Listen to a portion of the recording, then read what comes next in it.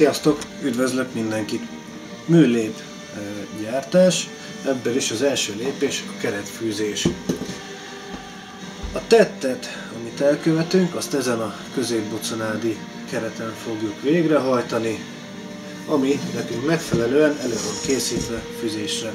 Ez annyit jelent, hogy a megfelelő helyeken 2 mm átmérőjű furóval ki van fúrva. A vízszintes lécen 6, a függőlegesen pedig 4-4 lyukkal. Befűzni az 0,5 mm átmérőjű, megfelelő hozba levágott, leszabott, előkészített dróttal fogjuk megtenni. Ez így néz ki, ezt korábban lemértem a szükséges dróthosszot, majd ennek megfelelően méreteztem le a deszkát. És vágtam itt el a végét. Gyakorlatilag itt a végvágásnál arra kell ügyelni, hogyha feltekertük a drótot, és hát én papírragasztóval ragasztom le, szóval leragasztottuk, utána, miután átvágtuk flexel, egy pici, vagyis hát nem egy pici, hanem a drótnak a vége derékszögbe fog állni. Ezeket valamennyire ki kell egyenesíteni, mert ha húzunk ki egy szálat, amit beszeretnénk fűzni, ez a kampós vég, ez magával húz 3-4-et, és a sokadik után elég nagy gubancunk lesz. No, akkor tudunk mindent, álljunk is neki a fűzésnek. Megvan a keretünk, kivesszük a függőleges drótot.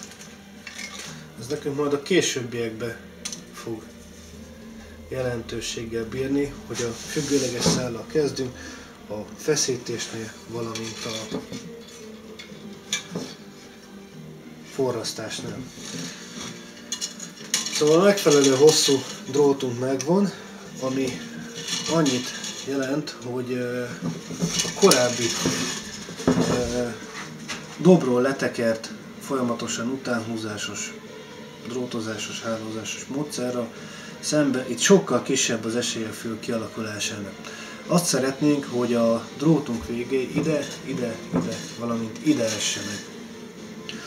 Nyilván a függőlegesnél ez a kettő lényeges a szempontunkból. A dobos utánhúzásnál ugye úgy indulna, hogy elkezdjük az egyik végén, és folyamatos szlalomozással húznánk utána a megfelelő hosszú drótot, ami hát ugye valljuk be egymás között elég nagy esélyes arra, hogy fül, vagy hát ilyen tekeredés, gyakorlatilag ilyen tekeredés alakuljon ki a drótunkon, ami ugye hát nem szerencsés. Ezzel a leszabott dróthosszal annyi előnyünk van, hogy nem kell utána húzni, nem kell egy egész dobbal szórakozni, hanem megvan nekünk a hossz, és csak középre indulva, így ahogy elkezdtük, a két irányba megindulni. Szóval a középső két lyukon áthúztuk, összefogjuk egy hosszra a két drótot, és áthúzzuk. Persze itt az első körben ügyelni kell rá, hogy ne legyen fül, a későbbiekben erre már nagyon kicsi az esély. Benne van a közepében, innentől kezdve nekünk egyik, valamint másik irányba kell az egy-egy véget elfűzni, nem kell vele foglalkozni, hogy mennyi drótunk van még, milyen hossz, ezt megfelelően leméreteztük, csak húzni kell, mert nem lehet vele probléma. Gyakorlatilag ezzel a módszerrel, hát a videó hosszától eltérően egy keretet körülbelül egy olyan gyakorlott kéznek 1 perc, 10 másodperc, 15 másodpercről be lehet fűzni, be tudja fűzni.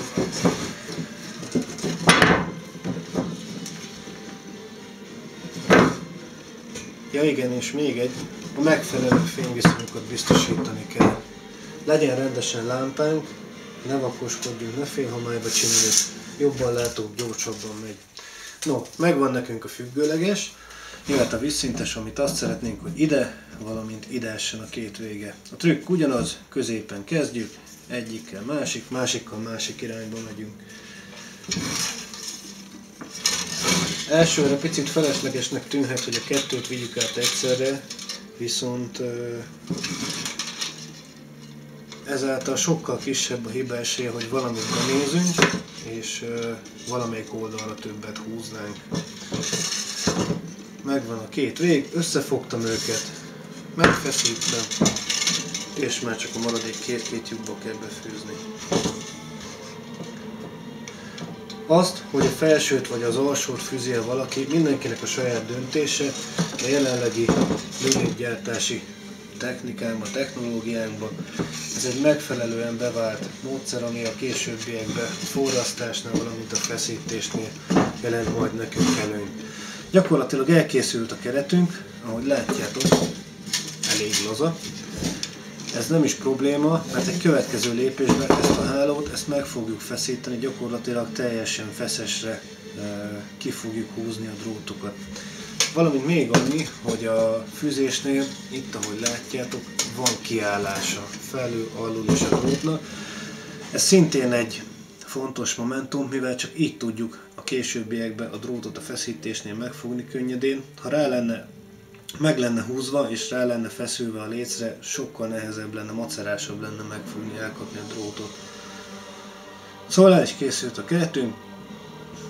Várlak benneteket a következő videóban, a következő lépésekkel. Köszönöm a figyelmet, sziasztok!